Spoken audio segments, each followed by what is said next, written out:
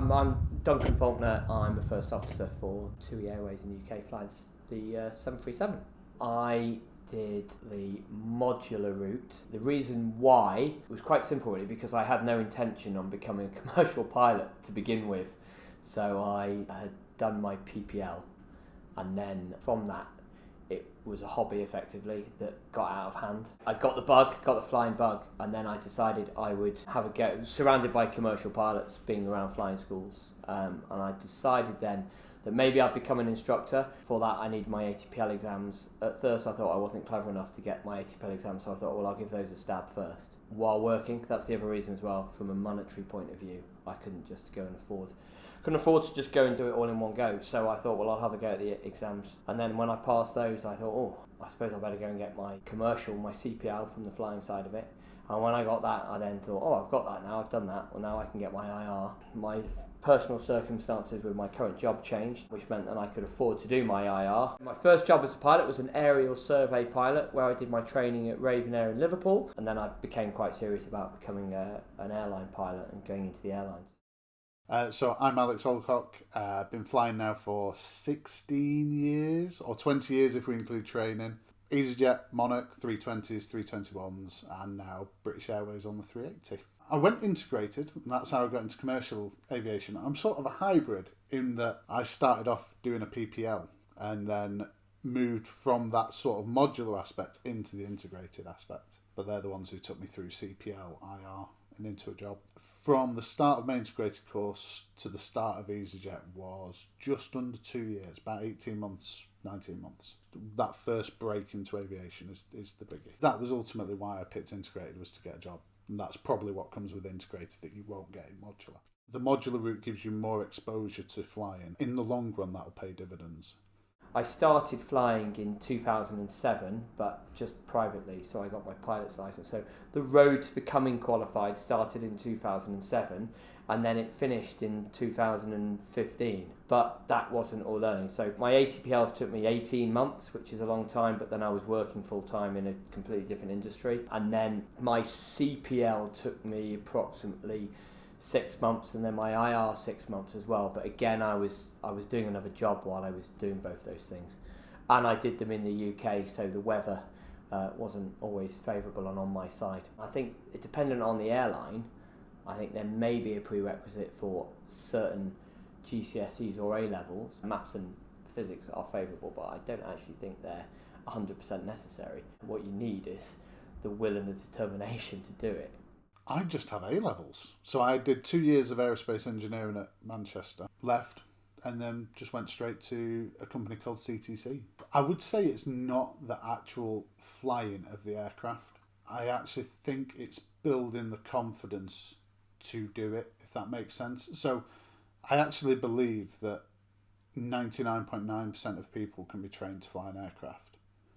But I think it's the mindset to have that ability to sort of go out into the commercial world.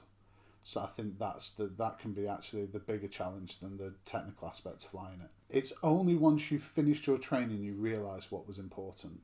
At the time you think everything's important. And you know what? To a lot of people it is. But I think if you focus on the big aspects, the rest of it will sort itself out. And I think when you're training, you can almost think that everything's important. You can stretch yourself too thinly across everything. I think if you focus on the big things, that's the rest of it will take care of itself.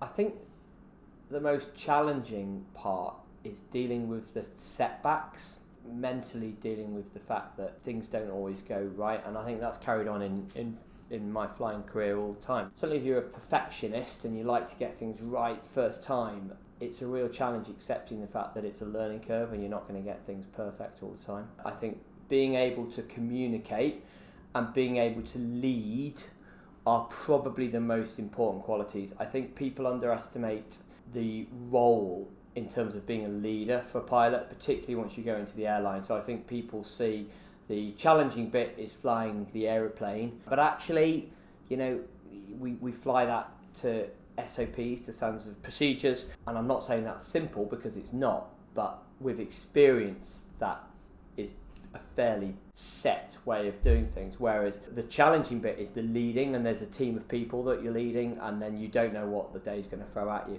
The most important quality is resilience, and it's sort of multifaceted in that answer, that when you're a pilot, if you look at your career, I've seen amazing pilots not get jobs, go for interviews, people who you would say they will 100% get a job and they don't. And I think you have to have that resilience that you go, right, you know what? We'll keep pressing and eventually you get somewhere. When you first start out, you think, pilots, everything's perfect, everything will be perfect first time, and it never is. And sometimes a bit of resilience where you go, right, that's not quite worked out, but I'm not going to let it affect me. I'm actually just going to keep going, keep working the right process, and I'll get the right outcome. But somebody once said this to me. I was at a presentation whilst I was on training, and a BA captain or an EasyJet captain came and did the presentation, and somebody asked him the same question. They went, what's your biggest piece of advice for, when you're training to fly and when you get into commercial aviation? What's your one piece of advice? And he stood there and he went, always open your yogurt away from you. So I will leave the always open your yogurt. One day, if anybody watches this who goes on to fly, one day you'll remember, always open your yogurt away from you. Certainly going into the airlines, that's been a real eye-opener for me, working alongside some amazing captains that really you see it and just go, flying the aeroplanes, kind of the easy bit on a lot of the days. The challenge is then dealing with the issues, dealing with passenger issues, dealing with tech issues, dealing with crew issues, dealing with delays, the whole mound of things, dealing with medical issues. You don't know what the day's going to throw at you. So I think that's probably the biggest and most challenging thing that's required of a pilot.